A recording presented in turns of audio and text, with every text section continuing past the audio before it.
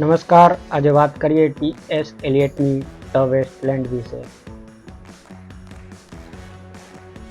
શું તમે ક્યારેય એવું વિચાર્યું છે જેની પહેલી જ લાઈન કહેતી હોય કે એપ્રિલ મહિનો સૌથી ક્રૂર છે? આધુનિક સાહિત્યનો સૌથી મોટો ધડાકો એટલે ટી.એસ. એલિયટની ધ વેસ્ટલેન્ડ. 1922માં લખાયેલું આ કાવ્ય સમજવું અઘરું છે, પણ જો સમજાઈ જાય તો તે આજના જમાનાનું પણ સત્ય જ લાગે. આ કવિતાના કુલ 434 પંક્તિઓ અને 5 ભાગમાં વહેંચાયેલી છે. આ કોઈ એક વાર્તા નથી કહેતી, પણ અલગ અલગ દ્રશ્યો, અવાજો અને ભાષાઓનો એક કોલાજ છે.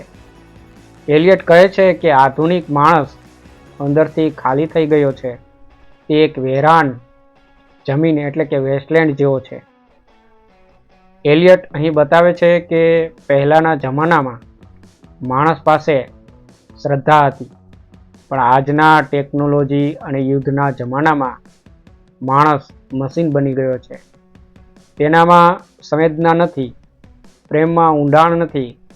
કવિતામાં ટાઇરેસિયસ નામનું એક એવું પાત્ર છે જે સ્ત્રી અને પુરુષ બંને છે, જે ભૂતકાળ અને વર્તમાન બંનેને જુએ છે અને દુઃખી થાય છે. અહીં પાણી એટલે કે પવિત્રતાનો અભાવ છે અને માત્ર પથ્થરો અને તરસ છે.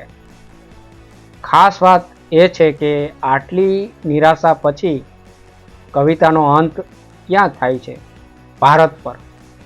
કવિતાના છેલ્લા ભાગમાં બૃહદારણ્યક ઉપનિષદનો સંદર્ભ છે. જ્યારે આકાશમાં ગર્જના થાય છે ત્યારે 3 શબ્દો સંભળાય છે: દત્ત, દ્વૈત્વમ અને દમયત. દાન આપો, દયા રાખો, સંયમ રાખો.